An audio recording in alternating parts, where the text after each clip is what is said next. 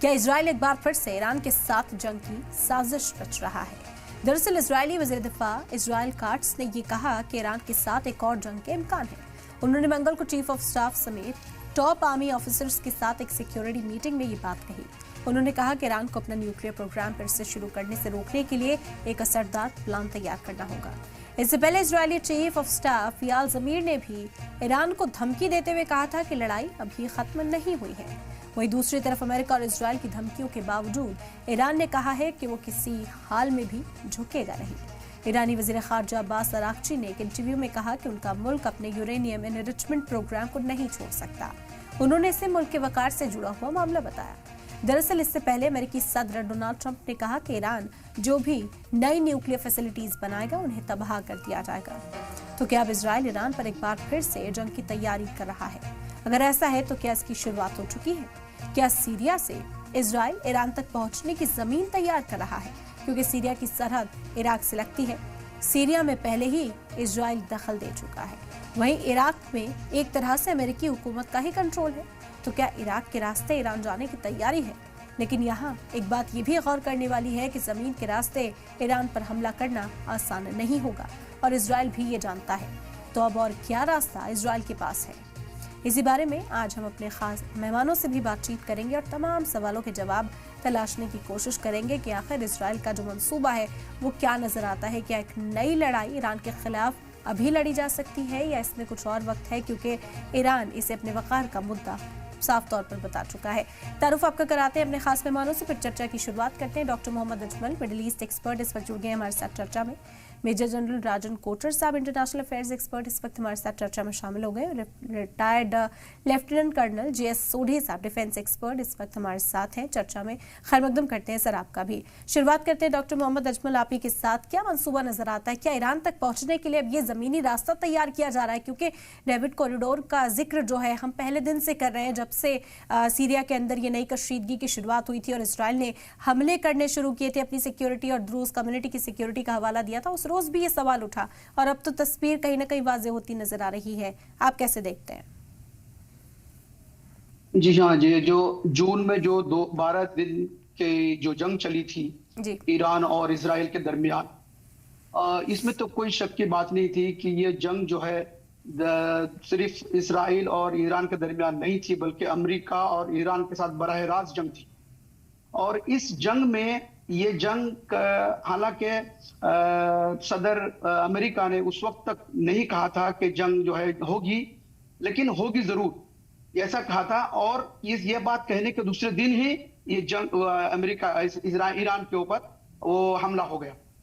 इस हमले में ईरान के जो यूरेनियम एनरिचमेंट की जो 3 प्रोमिनेंट सेंटर्स थे, उन तीनों में इन्होंने बमबारी की। लेकिन सुनने में ये आया है कि उसमें से एक ही सेंटर जो एक जो अहम वाला है, उसी में एक तरह 2 और जो सेंटर्स है उसमें अटैक नहीं हो पाया है। लेकिन ये इसमें कोई शक नहीं है कि ईरान जो है अपना जो यूरेनियम एनरिचमेंट का प्रोग्राम है इसको छोड़ेगा नहीं। जैसा उन्होंने कहा कि हम इसको किसी भी हालत में छोड़ नहीं सकते, इसलिए कि हमारे एक डेमोक्रेटिक राइट है और इसी तरीके से ये हमारे ईरान को चाहिए भी, क्योंकि हमें इसके बगैर हम अपना मुल्क नहीं चला सकते। इसलिए हमें किसी भी हालत में इससे रोकना आसान नहीं होगा और ना हम रुकेंगे। दूसरी बात है कि सीरिया के जो एक अहम मोड़ है यहाँ पे सीरिया का इशू, और इसमें अमेरिका और इजराइल चाहता है कि सीरिया के जरिए से ईरान को किसी तरीके से झुकाया जाए और इस ईरानियन यूरेनियम एनरिचमेंट प्रोग्राम से इसको दूर रखा जाए, ताकि जो है इस जंग का अगर ये खदशा हो तो ईरान खुद ब खुद पीछे हट जाए। लेकिन मुझे नहीं लगता कि ईरान जो है किसी भी कीमत पर भी अपने यूरेनियम प्रोग्राम के इस बात को वाज़ेह तो खुद अब्बास अराग़ची कर चुके हैं। उनका कहना है कि ईरान 10 साल की जंग के लिए भी तैयार है। ऐसी सूरत हाल ईरान ने अपने लिए तैयार कर ली है तो ईरान के पीछे हटने का तो सवाल ही नहीं। राजन कोटर साहब आपका रुख करेंगे इसे और बेहतर, आपसे भी समझते हैं आपका एनालिसिस क्या कहता है, वो जानने की कोशिश करते हैं। क्योंकि अब कहा जा रहा है कि एक कॉरिडोर कहीं ना कहीं तैयार किया जा रहा है। क्या ईरान तक पहुंचने के लिए ही यहाँ जो हमले शुरू हुए, यहाँ पर जो डिस्टर्बेंस शुरू हुआ था कि हवाई हमले तो किए ही गए, साथ ही साथ क्या जमीनी सतह पर भी यहाँ से ईरान को नुकसान पहुंचाया जा सकता है? क्योंकि अब जंग के खदशात फिर से एक बार बढ़ने लगे हैं। धन्यवाद एडम जी, आपने मुझे इस डिस्कशन में इनवाइट किया।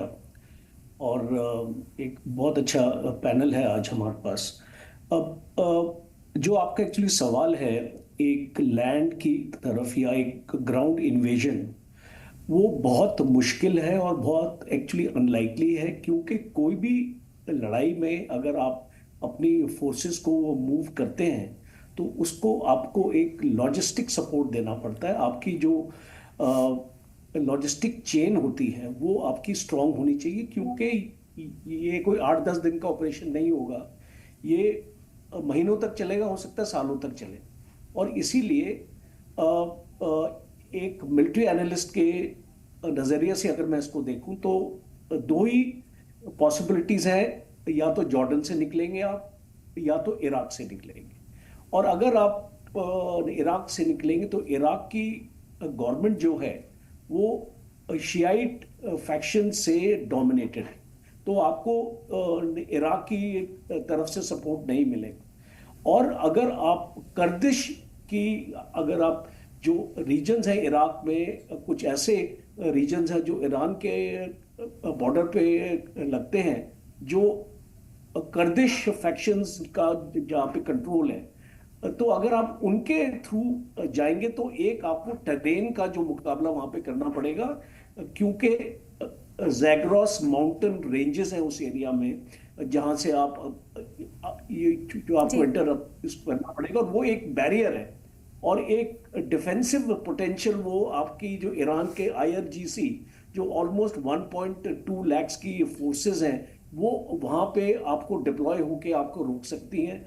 और दूसरा एक और तरीका है, आप एक स्पेशल ऑपरेशन कर सकते हैं वहां से, जिसमें आप रेड्स की तरफ, सर्जिकल स्ट्राइक्स की तरफ, पर वो एक लिमिटेड ऑपरेशन ही रहेगा, उसका इम्पैक्ट ज्यादा नहीं पड़ता है। आप इतनी कोशिश भी करेंगे लैंड से अपना जाने की, और आप फिर उसको अटैक अपना करने की, तो 4-5 डिसएडवांटेजेस अगर मैं इसको समराइज जी। करूं इस डिस्कशन। एक ज्योग्राफिकल बैरियर्स आपके हैं, आपकी माउंटेन रेंजेस हैं, और आपको करमशाह के एरिया से भी जाना पड़ेगा, वो भी एक डिफिकल्ट आपका रीजन है। दूसरा, आपको इराक की कॉपरेशन नहीं मिलेगी। यूएस पॉलिसी जो है वो भी शायद इसको परमिट नहीं करेगी, बिकॉज एक ये इंतहाई एक डेलिकेट ऑपरेशन होगा, और जिसमें फैक्टर्स ऑफ सक्सेस आपके कम जी। है। और कोई भी ऑपरेशन अगर आप उसको सक्सेसफुल नहीं बना सकते, आप उसको अंडरटेक नहीं करेंगे। और दूसरा है कि जो आपकी ये आपके पास इससे बेहतर ऑल्टरनेटिव्स हैं, या तो आपके पास ऑल्टरनेटिव्स ना हो बेहतर, और इसीलिए अगर आपके पास बेटर ऑल्टरनेटिव्स हैं तो आप एक ग्राउंड इन्वेजन में नहीं पड़ेंगे। बिकॉज एक ग्राउंड इन्वेजन में आप देखिए आपको कैजुअलिटीज भी बहुत मिलेंगी, आपका फोर्सेस भी आपकी एक्सपोज होंगी।